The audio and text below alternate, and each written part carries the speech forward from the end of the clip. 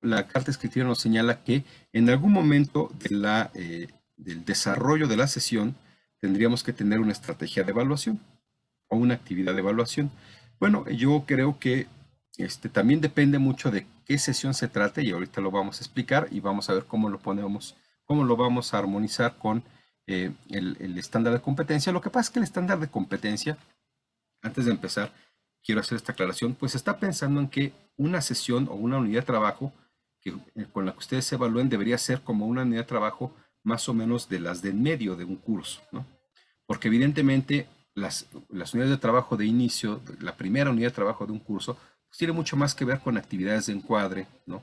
De presentación del curso, y las de cierre tienen mucho más que ver con actividades mucho más centradas en la evaluación final, en la revisión, en la retroalimentación de las evaluaciones finales, ¿no? En las cuales pues las actividades son mucho más centradas en ese tipo de aspectos y las secuencias de las unidades de trabajo que son más como en medio de un curso, durante el corazón del curso, pues sí se pueden cumplir en términos de ir desarrollando contenidos que den información, movilicen saberes en cada unidad de trabajo. Entonces, bueno, por eso es que están pensando en una estrategia de evaluación que esté contenida en el desarrollo de la sesión. Pero para poderla diseñar bien, les voy a dar una rápida, breve, pero espero clara exposición de lo que sería una estrategia de evaluación integral, porque la evaluación tampoco puede verse de forma así aislada, o por lo menos para mí me parecería incompleto presentar así de, pues haz una evaluación a la mitad de la clase, pues podríamos decirlo así, es lo que dice el estándar, de manera muy sínsuta, perdón, muy precisa, muy sintética, pero de manera más clara, más integral, quisiera hablar un poco de lo que es la evaluación, porque además sí nos pide el estándar que tengamos claro qué es una estrategia de evaluación, porque nos pide muchas cosas que debemos enunciar. Entonces, bueno, vamos a ver primero algunos conceptos, que son los conceptos que hay que aclarar justamente en, en su guía didáctica. Uno de los elementos que les pide a ustedes en la guía didáctica es que diseñen una evaluación, pero que esa evaluación, dice por lo menos una, sí puede haber más, pero esa evaluación tiene que indicar varias cosas. La primera de ellas es la modalidad. ¿Qué modalidad de evaluación es? Y la modalidad puede ser cualquiera de estas dos, formal e informal. Y vamos a ver de qué se trata. Hablamos de evaluación formal, como aquí lo señala, cuando es una evaluación basada en criterios, parámetros muy claros. Aquí quiero diferenciarlo muy bien porque también hay mitos en la evaluación y malas prácticas. Y a lo mejor aquí, no sé, mis colegas podríamos establecer un debate, espero que no, pero sí hay, según yo, mi perspectiva es que hay malas prácticas, porque también existe la evaluación informal. La evaluación informal es aquella que es más flexible, es decir, no tiene ni objetivos, ni procedimientos, ni criterios muy específicos para evaluarlos, ¿no? ¿Cuál es la diferencia? Pues posible la diferencia, ahorita vamos a entrar en más detalles sobre los diferentes tipos de evaluación, pero la diferencia es que una evaluación formal pues está estructurada de tal manera que, por ejemplo, se trata de un cuestionario, ¿no? Entonces, en un cuestionario de opción múltiple, pues tú contestas, tienes una respuesta y una sola respuesta correcta, identificas de las 3 o 5 alternativas o te equivocas, ¿no? Entonces, hay criterios muy claros, hay respuestas muy específicas, hay parámetros y el objetivo de la evaluación también es identificar si la persona diferencia el concepto de grupo o el concepto de jerarquía, ¿no? Entonces pongo 5 conceptos, uno es de jerarquía, los otros 4 son de otra cosa, te confundiste, pues mal, ¿no? Le atinaste, pues bien. Bueno, ese es el tipo de evaluación, la idea, estoy dando una idea más que una clasificación muy detallada, pero esa sería una idea de una evaluación formal. ¿Qué sería una idea de evaluación informal? Pues una idea de evaluación informal sería, por ejemplo, una evaluación pues basada a lo mejor en una entrevista, ¿no? En vez de preguntar, de hacer un cuestionario sobre la idea, sobre el concepto de jerarquía, pues a lo mejor yo entrevisto a las personas, bueno, para ti, ¿qué es la jerarquía? ¿Cómo la imaginas? ¿Qué opinión tienes? Y entonces, con base en eso, hago una evaluación más bien de tipo subjetiva. Y bueno, pues sus ideas están bien estructuradas o a lo mejor son más vagas, ¿no? Y así hago una conjetura sobre lo que estoy escuchando que dice la persona y cómo relaciona los conceptos, ¿no? Esa sería una evaluación más informal. ¿Por qué? Pues porque no tengo una pregunta específica, ¿no? A lo mejor yo voy abordando el interrogatorio, pues según cómo se vaya desarrollando la conversación, ¿no? Le voy a preguntar, oye, pero pues, y esa jerarquía, si entró a la familia, pues me voy por la familia, si entró al trabajo, pues me voy sobre el trabajo, sobre preguntas más hacia el trabajo. Y entonces las preguntas van evolucionando según evoluciona, y no tiene una clara estructura, mientras que una evaluación formal sí la debe de tener, ¿no? Ahora, y aquí es donde, antes de ir hacia especificidades tanto de lo informal como de lo formal, este, ¿cuál es la diferencia? Y en esto es donde tendríamos que romper los mitos, ¿no? No, según yo, y según algunos autores con los que comparto las ideas, no se puede aplicar una evaluación formal en todos los casos, ni una evaluación informal en todos los casos. Por lo menos no es correcto, por lo que voy a decir a continuación, que son las características de la evaluación, que debemos encontrar en evaluaciones tanto formales como informales, ¿no? Sobre todo en los principios de validez y de equidad, ¿no? Pero, digamos, antes de entrar a esos principios, este, una evaluación informal es propicia o adecuada cuando las actividades son más de tipo creativas o artísticas y por tanto las cualidades son poco consensuadas entre los especialistas. Y por esto tenemos que referirnos justamente a las actividades de apreciación, por ejemplo, el arte, por ejemplo, pues las actividades olímpicas, el patinaje olímpico, el nado sincronizado. Cuando vemos las Olimpiadas que ya vienen, pues claramente lo que vamos a ver en esos eventos no son un conjunto de jueces que dan una apreciación sobre lo que están mirando, ¿no? Porque no se puede juzgar de forma tan estricta o con indicadores muy precisos el desempeño o la presentación que puede hacer, por ejemplo, un arquitecto cuando hace la presentación de un diseño, ¿no?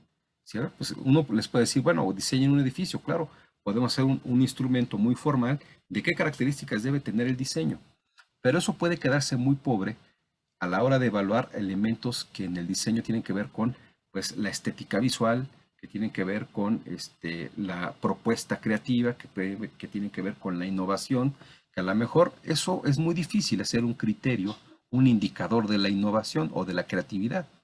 ¿Qué tan creativo es? Pues no, es difícil hacer una métrica de la creatividad, ¿no?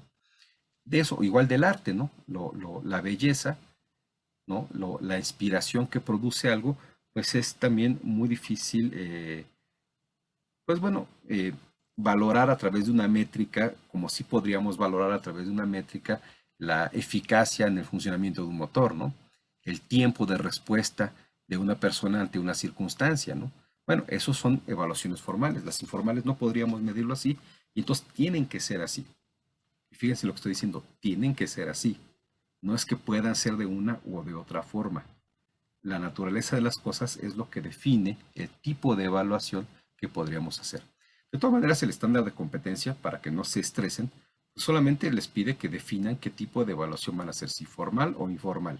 Esta discusión ya la estoy dando para que, pues más que nada, para que tengamos una idea de cómo aplicar, cómo decidir qué tipo de evaluación voy a hacer. Voy a hacer una evaluación muy estructurada, más formalizada, una evaluación menos estructurada, más informal. Pero sí me parecería raro, aunque el estándar no los va a reprobar por eso, pero pues ya desde un punto de vista más profesional, sí me parecería raro que, por ejemplo, para evaluar una planeación estratégica, aplicáramos una evaluación informal, ¿no? Porque una planeación estratégica sí debe tener pues elementos muy claros de su diagnóstico, elementos muy claros de la propuesta de problema estratégico, de los proyectos para atenderlos, es decir, difícilmente podríamos decir, sí, todo esto se ve más bonito, ¿no? O se ve mejor, ¿no? Es decir, entonces hay cosas, pero hay cosas, por ejemplo, la presentación de un actor, ¿no? El sketch de un comediante, ¿no? La narración de un locutor, pues a lo mejor sí tiene elementos objetivos como el manejo de la voz, el volumen, la velocidad, etcétera, pero también habrá elementos emocionales que difícilmente vamos a poder valorar de manera formal. Ahora bien, y esto es muy importante, en todas aquellas actividades donde la informalidad se ha predominado, generalmente lo que se ocupa es que no puede haber un solo evaluador. Si ustedes cuando vean las Olimpiadas me darán la razón. Si ustedes ven cualquier deporte de apreciación, cualquier juicio o cualquier evaluación que hacen sobre un artista, ¿no? Generalmente hay varias personas apreciando. Es decir, no puede ser solo uno porque entonces cometeríamos errores de los que voy a decir a continuación. Entonces, si vamos a hacer una evaluación informal, generalmente debemos esperar que sean 3 personas o 5. Casi siempre se espera que sean nones, porque cuando son pares puede empatar, ¿no? Dos dicen que reprueba y dos que aprueba, y ¿qué se hace? Ni reprueba ni aprueba. Entonces, si son 3, es difícil, bueno, es imposible que haya empate, ¿no? O dos dicen una cosa o dos dicen otra. Puede haber desacuerdo, ¿no? Como en el box, que también es un deporte de apreciación, ¿no? En el box no hay un solo juez que dice ganó este boxeador, sino hay 3 y a veces hay diferencia en la apreciación, es normal, pero justamente por ser una evaluación informal, se procura tener más de un observador que evalúe. Bien, dicho esto, este es el primer elemento que tenemos que considerar o señalar. O sea, cuando nosotros decimos mi evaluación es esta, en el estándar, en la guía didáctica tienes que decir, uno, es formal o es informal. Ahora, toda evaluación, aquí dice que la evaluación formal, pero toda evaluación debe cumplir estos 3 elementos. Y ahorita vamos a definirlos rápidamente para ir contrastando después con las diferentes modalidades de evaluación. Uno, que debe tener validez. La validez quiere decir que lo que estamos evaluando, sí, que el medio, el instrumento, el mecanismo que estamos eligiendo para evaluar, corresponde a lo que se quiere observar, ¿no? Si yo quiero observar el desempeño de un mesero, pues entonces la evaluación es válida si lo que estoy utilizando es un elemento, por ejemplo, una guía de observación que me permite recuperar el desempeño del mesero. Si lo que recupero es el conocimiento de sus conceptos, ya no es válido. Y eso es más común de lo que creen, por eso sí hay que señalarlo. Es decir, a veces el objetivo de aprendizaje, el propósito de aprendizaje dice, al finalizar el curso, el estudiante este, con, elaborará los indicadores de gestión a partir de la matriz de marco lógico, bueno, etcétera, etcétera, hace una definición del propósito y al final el examen de la evaluación final es un cuestionario de conceptos. Pues no quedamos que iba a elaborar los indicadores de gestión. ¿Por qué le preguntan los conceptos? Ah, porque si no, no los puede elaborar. Pues claro, pero entonces no estás evaluando, no estás midiendo, no estás valorando lo que queríamos valorar, que era su capacidad de elaborar indicadores de gestión. Entonces, o cambias el objetivo o cambias la evaluación, porque entonces el objetivo, para que esa evaluación fuese válida, el objetivo debería ser que el estudiante identificará los conceptos necesarios para la elaboración de indicadores de gestión y no que elaborará indicadores de gestión. Si tú dices, si para tener un instrumento válido a ese propósito, tendríamos que hacer un instrumento que le pregunte o que lo ponga a elaborar, decir, a ver, elabora un instrumento de gestión, bueno, un indicador de gestión, y lo elaboramos y ya lo contrastamos contra lo correcto, una lista de cotejo y vemos si cumple las características de un buen indicador y entonces ese sí es un instrumento válido, ¿no? Entonces la validez depende de qué queramos observar, de qué queramos valorar, pero la validez consiste en que la estrategia que incluye el instrumento, la estrategia, el método que estemos utilizando para evaluar, esté realmente evaluando lo que queremos evaluar y no una cosa diferente. Segundo elemento de la evaluación, y eso aplica tanto para lo formal como para lo informal, ¿no? Es decir, si ponemos una persona a valorar la apreciación de un patinador, pues que no nos salga como que está apreciando que le puso 10 porque aunque patinó mal, se vistió muy bien, ¿no? Digo, a menos que el vestuario fuese parte de lo que tenemos que valorar, entonces ahí no habría validez, es decir, no podemos decir que una persona obtenga una valoración positiva cuando hizo mal las cosas, pero pues porque estaba bien vestido, su vestido era muy bonito, entonces ya su evaluación de patinaje artístico ya se va al 10, ¿no? O al 9 por lo menos, ¿no? Porque vestía muy bien. Entonces ahí pierde validez.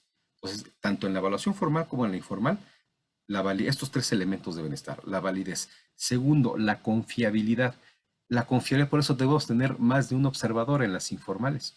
La confiabilidad se refiere a que tenemos certeza, bueno, si no certeza, una alta probabilidad de que no vamos a cometer cualquiera de 2 errores. El error tipo 1, que una persona no competente acredite.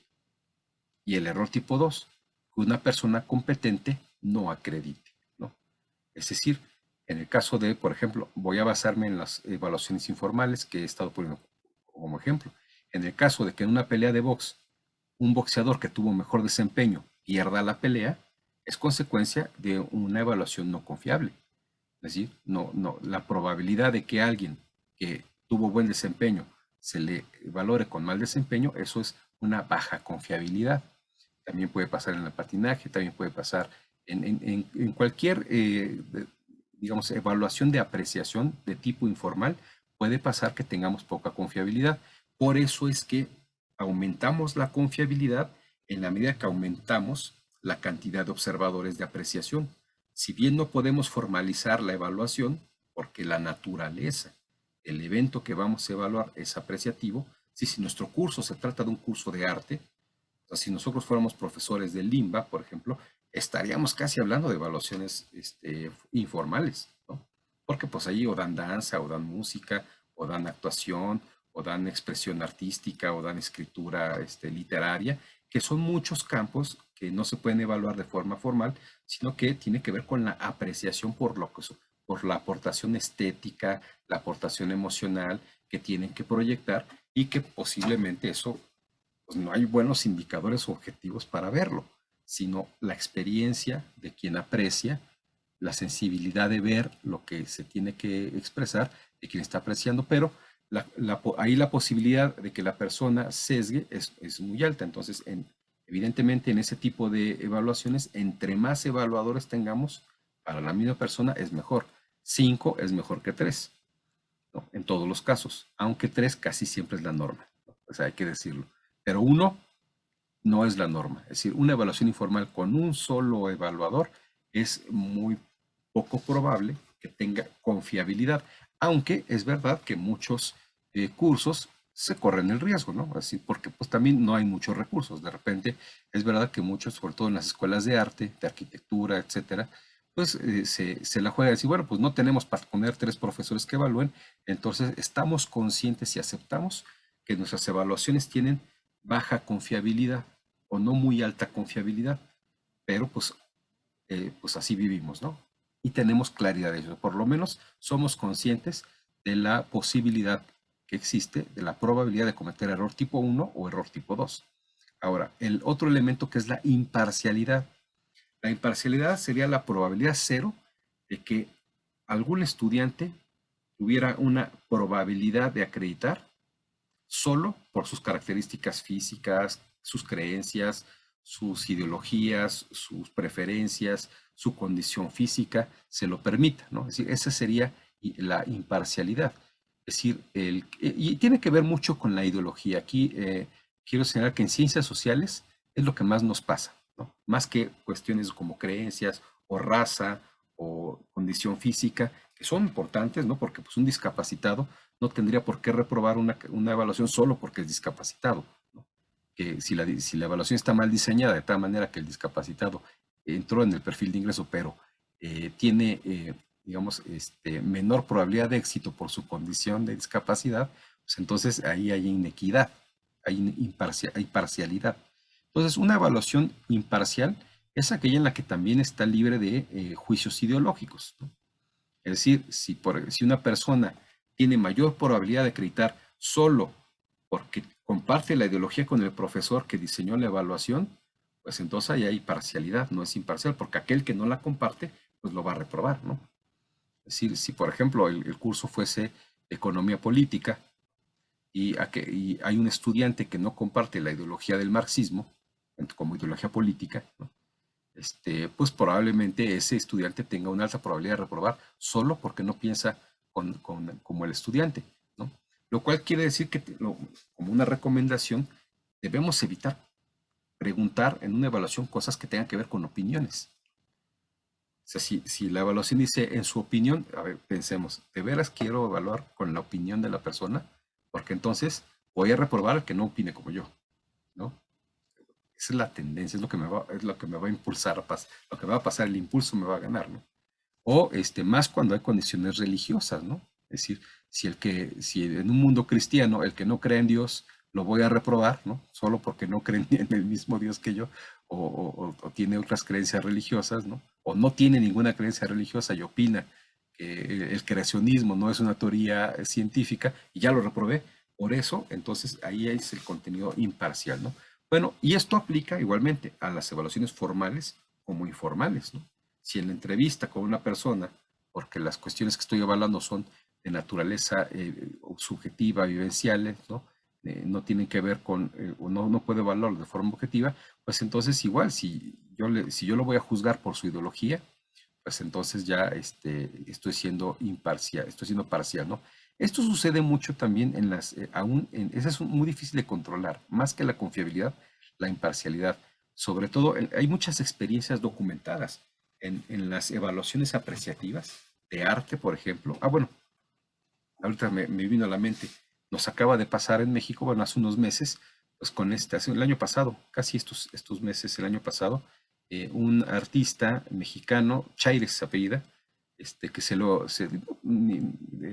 digamos, no se le ocurrió, pues era su propuesta artística. Hizo una exposición donde pinta a Zapata, uno de los héroes de la Revolución Mexicana, pues en una posición, pues sí, francamente, afeminada, ¿no? O sea, emulando, digamos, o enalteciendo los valores de la homosexualidad. Esa era su propuesta, ¿no? Claramente ese es su interés político, ideológico, etcétera. Pero si nosotros juzgamos a Chaires, no por el contenido estético o artístico de su propuesta, sino por la ideología machista, o sea, a través de una ideología machista, decir, no, si eres homosexual, es todo lo que se vuelve, todo lo viril que lo conviertes homosexual, lo estás, ¿cómo se dice? Pues sí, lo estás denigrando, que esa era la palabra que se usaba, ¿no? Se denigró a Zapata. Bueno, si algo que es altamente machista le das toques menos machistas y lo conviertes a más lo haces femenino, ¿no? Entonces lo denigras, pues eso es una postura ideológica, ¿no? Más allá de que estemos de acuerdo o no con la propuesta artística. Entonces, si juzgamos al artista, eso pasa mucho en la cuestión apreciativa, ¿no? Porque puede pasar que aunque sean 3 o 5, los muchos o los varios puedan compartir la misma ideología social cuando es la ideología predominante. Es decir, en un país comunista la ideología predominante será el comunismo, pues una propuesta artística de apreciación capitalista pues va a ser rechazada, ¿no? Y así, ¿no? Entonces, ese es uno de los problemas que pasa, pero no es por confiabilidad, sino por imparcialidad, ¿no? Que pasa mucho en la evaluación informal. Entonces, estos elementos son los que tenemos que cuidar. Ahora, quiero poner un ejemplo, ya que tenemos estos 3 elementos, quiero poner un ejemplo de una evaluación que pudiese ser formal o pudiese ser también informal. Bueno, el instrumento, porque la evaluación va a ser o formal o informal, lo había dicho mal, pero si nosotros utilizamos el instrumento de entrevista para evaluación, que la entrevista es la mal llamada, el mal llamado examen oral, ¿no? El nombre correcto es evaluación por entrevista, pero bueno, aquí en México se popularizó el término de me van a hacer examen oral. Bueno, te van a evaluar por entrevista. La entrevista puede ser una evaluación formal si le ponemos criterios, ¿no? Es decir, eso quiere decir que mi entrevista tenga objetivo, o sea, ¿cuál es el objetivo que persigue? Explorar estos 3 conceptos. Explorar el dominio, capacidad de relación, lo que sea del concepto fulano, fulano tal, en el contexto de las organizaciones, el contexto de la educación, en el contexto que yo esté buscando, ¿no? Le aplico la entrevista y para la entrevista tengo preguntas muy específicas, una guía muy clara, ¿no? Y entonces después, para hacer mi evaluación, lo que hago es buscar las palabras clave, ¿no? A ver, cada vez que utilizó el concepto de jerarquía, debe haber utilizado el concepto de poder o el concepto de jerarquía con el concepto de dominación o el concepto de jerarquía con este otro concepto. Si no los tiene relacionados en esta triada de elementos, no lo dijo bien. Pues ahí tengo ya una metodología muy formalizada para poder analizar su entrevista. Ahora, también pude haber hecho una evaluación por entrevista más bien de tipo informal, es decir, no llegar con un objetivo, sino más bien con un propósito, una idea de qué es lo que quiero saber. A ver, pues, ¿tú qué sabes de la jerarquía? ¿No? Y entonces, sin tener mucha estructura, sin preguntas previamente elaboradas, sin la búsqueda de conceptos específicos y relaciones entre conceptos que me den muestra de que tiene una capacidad de integrarlos o que ya los integró en una relación mutua y que comprende su vinculación, su relación íntima. Entonces, nada más digo, a ver, ¿qué sabes? Y aprecio, ¿no? Ese sería lo informal. Bueno, pues según mi apreciación, pues más o menos le sabes. yo creo que vas a sacar un 8, ¿no? Ahí está. Esa es la evaluación informal, ¿no? O más, no, como que sí se defendió, se echa buenos rollos. Entonces, le voy a poner 10. Esa sería la evaluación informal. Entonces, fíjense bien, yo puedo usar la entrevista o el recurso de la entrevista como una evaluación tanto formal, si le establezco criterios, pongo un objetivo, establezco preguntas claras, establezco lo que quiero explorar, o sea, defino exactamente qué espero que responda, qué espero encontrar en sus respuestas. Entonces es una evaluación por entrevista, pero formal. Para poder hacer una evaluación por entrevista informal, aquí, bueno, aparte de lo que ya dije, pues no es que sean alternativas, ¿no? Es decir, yo te lo estoy diciendo mal, yo no evaluaría el dominio de un concepto de una persona con una entrevista informal, porque pues sí me interesa, si estoy evaluando el concepto, sí me interesa saber si lo entiende, si relaciona los subconceptos importantes, si se acerca o se aproxima a los elementos que son necesarios para su definición, si la aplicación espacial, temporal y conceptual y conceptual ontológica es adecuada, ¿no? Todo eso me interesa saberlo para decir, ah, sí, domina el concepto. Y la otra, pues sería una entrevista en la cual, pues simplemente porque me eche un buen rollo, ¿no? Entonces, esto no lo evaluaría con entrevista, pero bueno, hay quien sí. Entonces, pues, ¿no? Simplemente para comparar las dos. Ahora, quiero ver, analizar aquí en términos de validez, ¿qué tan válida sería una y otra? Pues nada más lo dejo así, ¿no? Yo diría que es más válida la formal, porque la informal podría ser que yo le ponga 10 porque me está hablando muy bien de otras cosas, ¿no? Me dice toda la historia de Nietzsche y todo, pero no me dijo nada del concepto de jerarquía o muy poco, ¿no? Entonces, si yo le pongo 10 por haber dicho otras cosas valiosas, pero que no tienen nada que ver con el propósito de la evaluación o lo que quería observar, pues ahí perdí validez. A mí me puede pasar en la evaluación estructurada, ¿no? Es decir, la evaluación formal.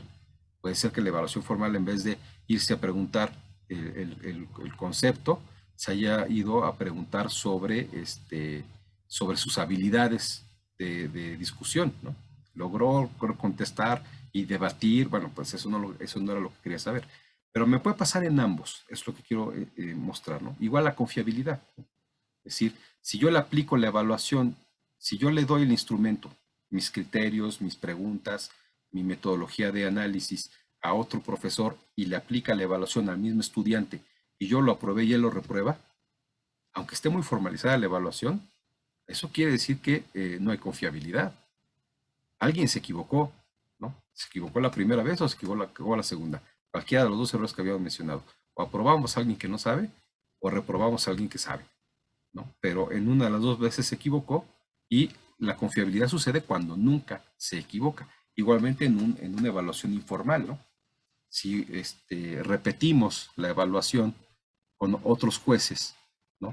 Y se obtienen resultados diferentes, es decir, el que había quedado en primer lugar en patinaje ahora queda en tercero, entonces la evaluación no había sido confiable, ¿no? Es decir, si en el box cambiamos los jueces y en vez de ganar uno gana el otro, pues la evaluación ahí no tenía mucha confiabilidad, ¿no? Es decir, ese es uno de los elementos que tenemos que cuidar. Y bueno, la parcialidad, la imparcialidad, pues tiene mucho que ver con que aseguremos que la evaluación no se dirija hacia elementos ideológicos o que no, o que no valore ventajas de ciertas personas. Si, por ejemplo, esto es muy importante cuando estamos en contextos, por ejemplo, de las universidades públicas donde concurren tanto clases sociales de personas que por su origen étnico hablan deficientemente el español, porque pues hablaban otras lenguas indígenas de infantes, que tuvieron además su educación en escuelas multigrado, etcétera, y que culturalmente el consumo cultural de sus padres pues tampoco les daba para ir al teatro, para ir al cine 2, 3 veces al mes, para tener una lectura, para adquirir literatura y obtener lectura de las obras, digamos, literarias más importantes y tener ese consumo cultural que probablemente otros estudiantes tuvieron. Lo que estamos enfrentando en la educación pública, en la universidad pública generalmente, son grupos que tienen estudiantes que tienen mayores recursos culturales que otros, ¿no? Y entonces, si nosotros diseñamos evaluaciones que favorecen a las personas por su consumo cultural, pues entonces estaremos generando inequidad. Eso también puede pasar en la entrevista, bueno, en la evaluación de entrevista que pudiese ser formal como la informal. En una informal podríamos preguntarle, bueno, ¿y qué opinas de la jerarquía, considerando que, déjeme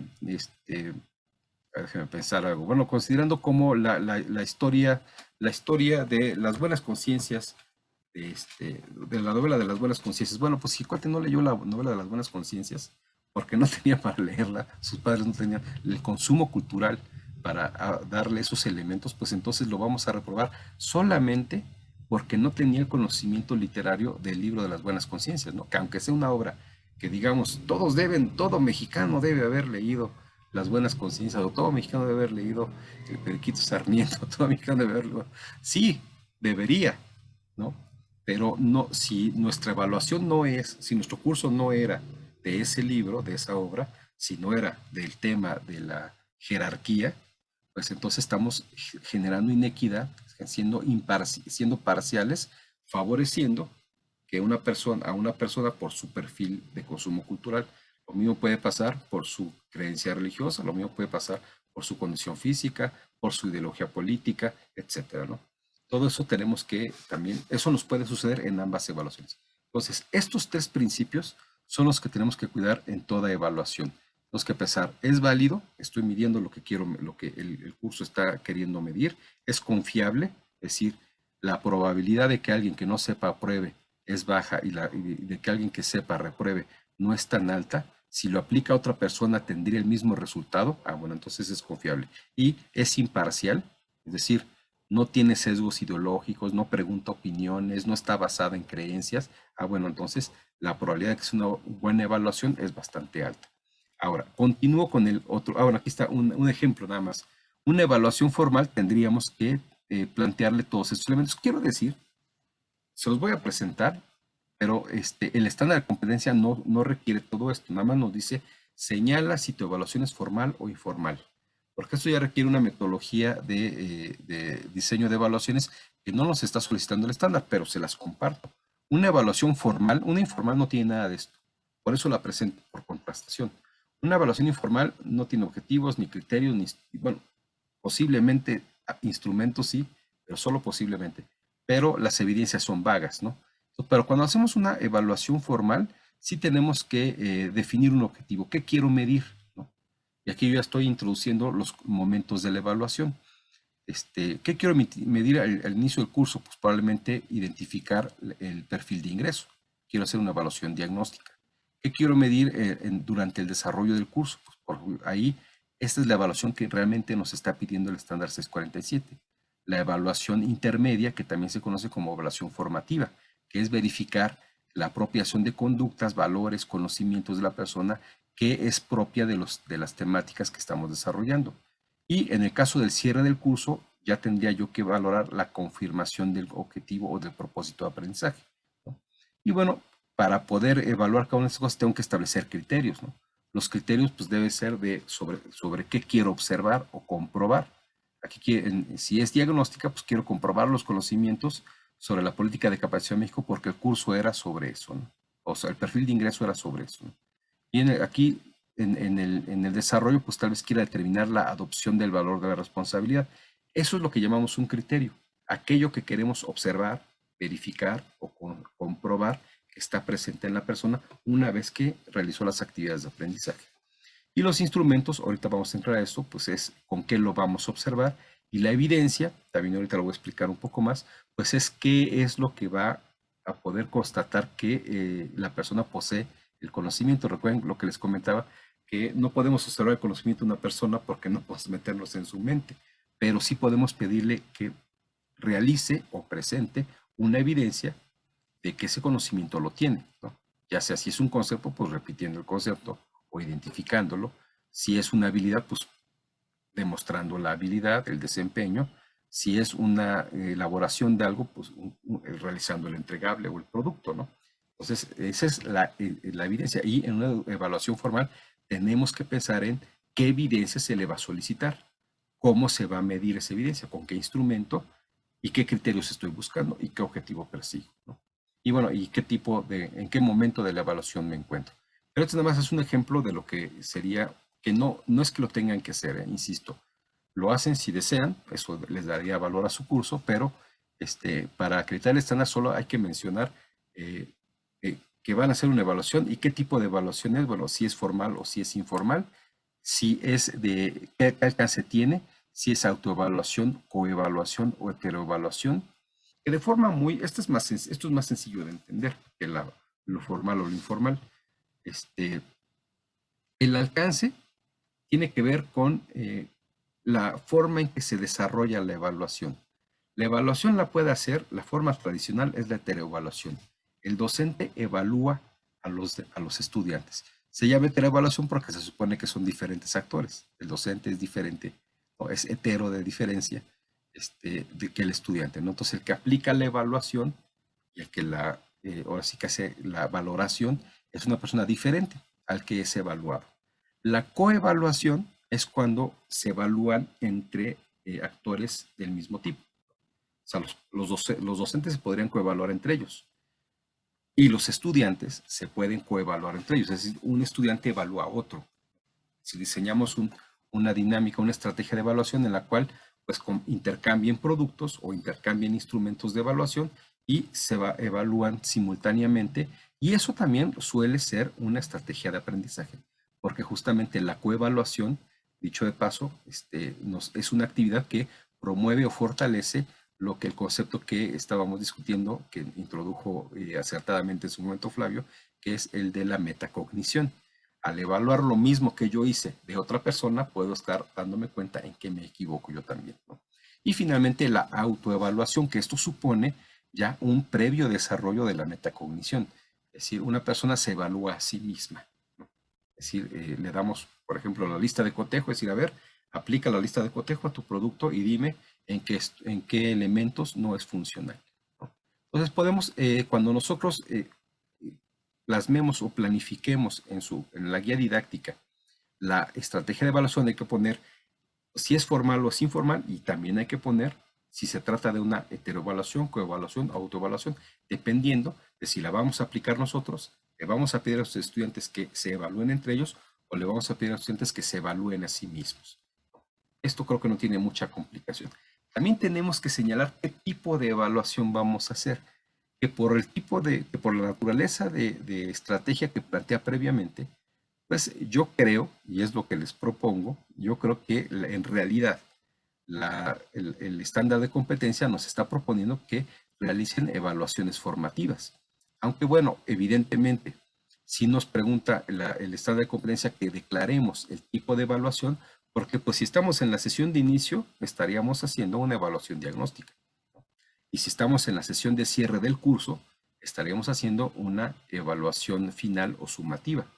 Pero vamos viendo, nada más para clarificar de qué se trata, aunque yo pues les comento que si ustedes toman una unidad de trabajo más o menos del medio de la sesión, que no sea ni la primera ni la última, pues lo que tendrían que estar diseñando sería una evaluación formativa. ¿Por qué? Porque tienen son tipos de evaluación distintas que se evalúan en diferentes momentos del curso porque persiguen diferentes objetivos.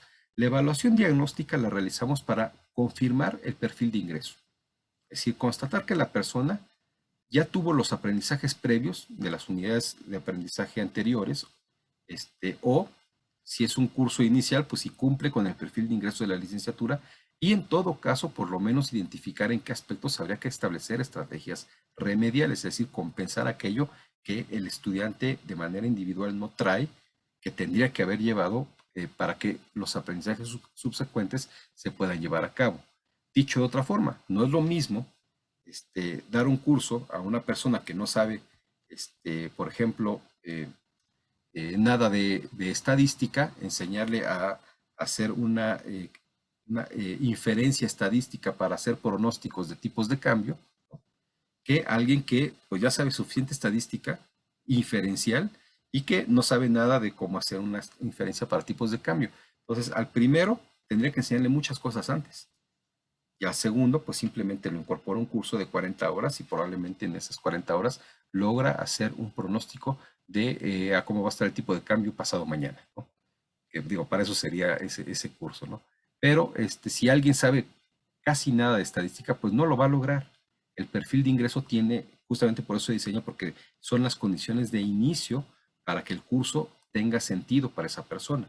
Entonces lo tenemos que verificar, ¿no? La evaluación diagnóstica tiene ese propósito. Generalmente se hace al inicio del curso, en las primeras unidades de trabajo, si no es que en la primera. Y después, en algún punto, la evaluación formativa no es una sola. Generalmente durante el curso hacemos varias evaluaciones formativas y en lo que acierta el estándar de competencia 647 es que lo recomendable es que en cada unidad de trabajo hagamos una evaluación formativa, porque la evaluación formativa no es para que acredite la persona, aunque puede tener una ponderación para la evaluación global del curso. Generalmente lo hacemos así, pero no debe ser tal que con solo las evaluaciones formativas acredite el curso. La evaluación final es la que debe tener un peso sustantivo. Yo diría que por lo menos del 50%, porque la evaluación final es la que comprueba el propósito de aprendizaje. Acredita a la persona si logra hacer lo que el propósito dice que queríamos que lograra hacer, ¿no? Ahí es donde esa es la evaluación que debe ser la más relevante, ¿no? Por lo menos del 50%. Pues si no, del 60%. Claro que el trabajo es motivacional que le demos algún peso en la evaluación, en la calificación final, a cada una de las evaluaciones intermedias, porque la persona efectivamente va mejorando su calificación, es decir, el resultado que va a obtener va a ser mejor en la medida que se esmere también durante el desarrollo de cada una de las unidades de trabajo. Por eso es correcto que tenga algún tipo de ponderación, pero la evaluación formativa no tiene el propósito de acreditar, tiene el propósito de que la persona identifique sus áreas de oportunidad en cada momento crítico del aprendizaje.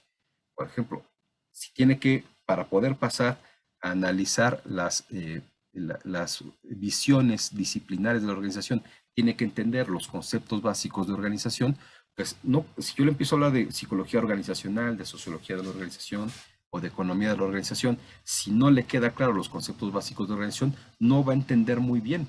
Entonces, por eso hago una evaluación formativa en esa unidad de trabajo de los conceptos básicos, porque ahí tiene la persona que confirmar si está listo para pasar a la siguiente unidad de trabajo o tiene que repasar, bueno, con ayuda del docente, ¿no? Si es una tarea de evaluación, es el docente el que le dirá, ¿sabes qué? Tú tienes que fortalecer esta lectura, te recomiendo realizar nuevamente el análisis de este video, reelabora tu mapa conceptual, etcétera, para verificar que la información o los conceptos los comprendas con claridad en virtud de tu evaluación formativa. Una buena práctica, esa es una recomendación mía y algunos no estarían de acuerdo, pero yo creo que sí. Una buena práctica, por ejemplo, es permitirle a la persona que realice varias veces la evaluación formativa, porque justamente eso fortalece el proceso metacognitivo, según mi perspectiva. Porque la persona puede aplicar la evaluación, si no obtiene la máxima calificación, lo que sí va a obtener es el indicador de qué conceptos, elementos no no tiene bien afianzados porque se equivocó. Identifica sus errores, no obtiene la máxima calificación, pero identifica sus errores. Entonces tiene la posibilidad de regresar, rectificar, reelaborar, repasar, releer y volverlo a intentar. Y entonces, sabiendo ya los errores que cometió, subsanarlos, ¿no? Entonces, es una buena práctica porque permite que la propia metacognición del individuo le permita mejorar, ¿no? Y entonces, si le permitimos hacer 2 y hasta 3 veces una evaluación formativa, pues está muy bien. O sea, tampoco no es que se trate de que todo el mundo tenga la máxima calificación, para eso también está la evaluación final. Ahí es donde se tiene que comprobar la hipótesis de aprendizaje. Pero tampoco se trata de que a fuerzas no tengan que tenerlo, ¿no? O sea, si alguien no saca 10, o sea, si muchos sacan 10, pues al contrario, quiere decir que van aprendiendo bien. Y de eso se trata la evaluación también. Generar una experiencia que le permita al individuo, sobre todo la formativa, que es la que creo que tendrían que ustedes que diseñar. Se trata de hacer una evaluación que le permita al individuo seguir aprendiendo, ¿no? Bien, ahora, un tercer elemento, ¿no? Que tendrían que indicar, aparte, bueno, ustedes tienen que decir, ¿mi evaluación es formal o es informal? ¿Mi evaluación es heteroevaluación, es coevaluación o es autoevaluación? Mi evaluación es de tipo formativa. Eso es indicativo, lo tienen que poner en su guía didáctica así, ¿no? Y además tenían que decir qué técnica van a utilizar, si es documental o es de campo. Le llamamos una técnica documental cuando es el estudiante el que tiene que generar la evidencia a partir de un documento, como pudiese ser cuando aplicamos un cuestionario.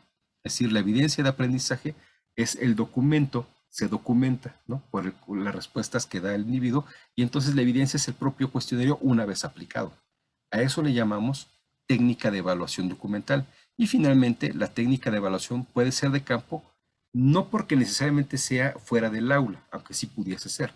Así, si nosotros decimos, bueno, te vamos a llevar el curso es sobre preparación de bebidas, te vamos a llevar a una barra y ahí prepara las bebidas y yo te observo a ver cómo lo realizas. Esa es una evaluación de campo, pero también si lo hacemos en un contexto simulado, es decir, si la persona realiza la actividad dentro del aula y es el docente el que está observando, es decir, no se documenta como en un examen donde el estudiante reproduce o genera la evidencia a través de un documento, sino más bien es el docente el que recoge la observación. A eso le llamamos evaluación de campo, ¿no? Es decir, una guía de observación, por ejemplo, sería una evaluación de campo, ¿no? Entonces, ese es el cuarto elemento que tenemos que señalar en nuestra estrategia de evaluación, si es de campo o es documental. Y finalmente, y ya con esto cerramos el día de hoy, y mañana, bueno, ustedes me dicen si mañana o lunes, iniciamos con los ejemplos, porque estoy dejando, nada más estoy ahorita desarrollando la parte eh, técnica, teórica. Pues finalmente los instrumentos de evaluación. Los instrumentos de evaluación es el medio por el cual voy a recoger la evidencia. Entonces, yo aquí les hago una propuesta, ¿no? Más o menos práctica, ¿no?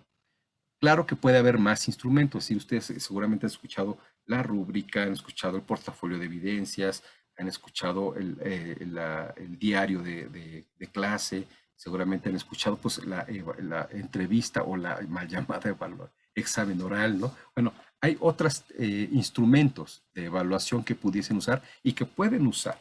Es decir, yo les voy a presentar tres que me parecen suficientemente comprensivos por si acaso no tienen mucha experiencia en el diseño de instrumentos de evaluación, porque además, pues, bueno, no es que tengan que hacer un diseño muy profesional, pero sí tendrían que presentar una estrategia de evaluación y aplicarla, porque recuerden que también tienen que realizar el desempeño. O sea, en el desempeño, si ustedes dicen, yo voy a evaluar con una rúbrica, tienen que sacar la rúbrica y aplicarla y que la evaluadora los esté observando, ¿no? Entonces, mi sugerencia es, hagamos cualquiera de estos tres instrumentos que les voy a proponer, que son más comprensivos y que según yo pueden evaluar casi cualquier tipo de evidencia de aprendizaje. Entonces, lo primero que tenemos que identificar es qué es la evidencia de aprendizaje que voy a utilizar, ¿no? Por lo que está en medio, ¿no? Si se trata de un conocimiento y mi propósito tiene un dominio es decir, mi propósito, ¿se acuerdan que en el propósito pusimos un verbo, ¿no? Y eso le vamos a llamar el dominio evaluar.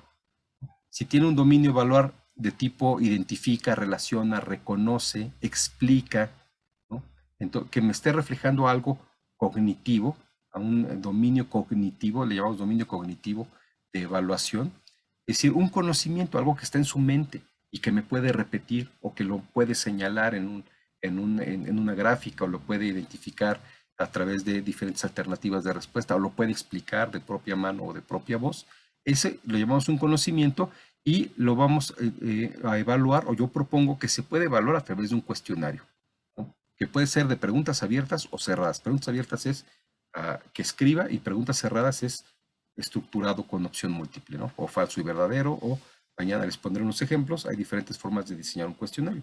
Pero básicamente le damos una hoja con preguntas diseñadas de forma idónea según lo que queramos evaluar y nos la contesta. Y eso es nuestra evidencia de aprendizaje. El tipo, evidentemente, de evaluación con un cuestionario sería formal, ¿no?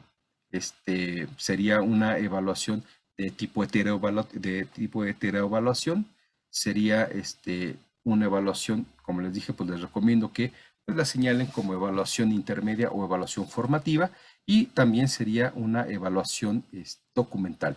En el caso de que lo que queremos, el dominio a evaluar, es decir, el verbo que estamos utilizando en el propósito de la sesión, sea que elabora, diseña, construye, produce, ¿no? Entre otros que tengan que ver con que el estudiante presente un entregable, a lo cual vamos a llamar producto, que pudiese ser un ensayo, un escrito, un expediente integrado, o reparar un motor, reconstruir algo. Entonces, a eso le vamos a llamar producto, y la forma que yo les recomendaría para evaluarlo, o el instrumento que podríamos elegir para evaluarlo, sería la lista de cotejo. Es decir, que es una lista sobre todas las características que debe de tener el entregable y que simplemente vamos a poner si está o no está presente, ¿no? Y eso es ya un instrumento de evaluación que claramente es de tipo de campo, porque es el docente el que está recogiendo a través de una observación lo que está pasando con el producto que entrega. Lo mismo sería si en vez de un producto fuese un desempeño, una conducta, ¿no? Atiende, conduce, desempeña, ¿no? Es decir, una conducta como si fuese algo muy psicomotriz, ¿no? Si fuera un curso de primeros auxilios, aplica, ¿no? La técnica de RCP, y entonces ahí lo que yo recomendaría es que pues utilicemos una guía de observación, que es muy parecida a la lista de cotejo. Lo que tenemos en vez de características son una lista muy detallada y en el orden que debe de irse desarrollando de cada una de las conductas o técnicas que debe ir desarrollando la persona para que podamos juzgar que el desempeño que presenta es el adecuado, ¿no? Entonces, como ven, de forma comprensiva podríamos utilizar cualquiera de estos tres instrumentos, o un cuestionario, una lista de cotejo o una guía de observación, dependiendo de si lo que va a demostrar la persona es un conocimiento, un entregable o una conducta o un desempeño. Difícilmente habría otra cosa más que pudiéramos observar. Entonces, estos tres instrumentos nos pueden servir para evaluar casi cualquier tipo de dominio de aprendizaje, ¿no? Perdón, de evaluación. Entonces, bueno, esto sería la propuesta, y hasta aquí, digamos, voy a suspender la presentación y hasta aquí llegaríamos voy a pausar.